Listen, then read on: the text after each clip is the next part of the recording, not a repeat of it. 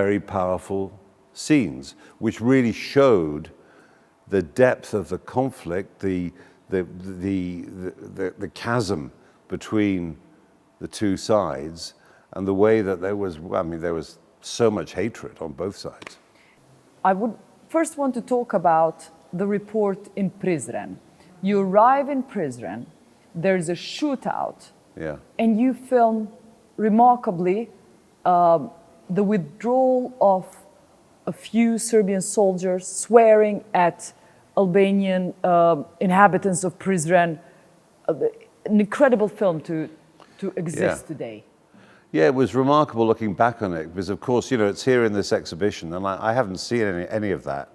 I literally have not seen any of those reports since we did them and sent them off. Yeah. You know, there's the nature of television news. Sometimes you do it, you send it, and then you don't get a chance to see it again. So I think looking back on those pieces, they have a lot of immediacy. And this, for me, for what has been very important for me in my whole reporting career, and I've been with the BBC for 40 years now, is being there, using your own, being an eyewitness, using your own eyes, using your own ears, seeing things for yourself. And what was really great from a journalistic point of view about doing that story was that we had the access. All too often these days, and Gaza is a great example, I've been trying to report that story, we don't have that access. But then we had that access, so we were there as things were happening, and we were able to capture some very powerful scenes, which really showed the depth of the conflict, the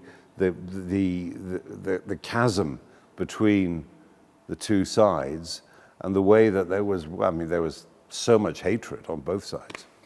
You say that, but many people would know that in the most dramatic moment of Kosovo's history when biggest crimes occurred, which is during the NATO bombing, March to June, very few, hardly any international journalists were allowed to stay in, stayed in, got in. So when you came, you had dramatic pictures and access to the remains of what happened. Yeah, that's true. I mean, we couldn't get in there with on what was then the Serb-controlled side. They wouldn't let us in.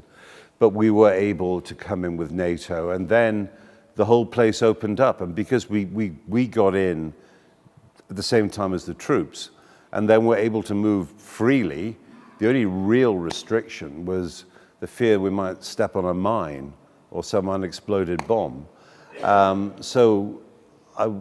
We were able, as you'll remember, to get to places as they opened up when people hadn't seen outsiders for quite a long time, when there were still, in some cases, bodies lying around the place, certainly evidence, fresh evidence of crimes that had taken place, of massacres.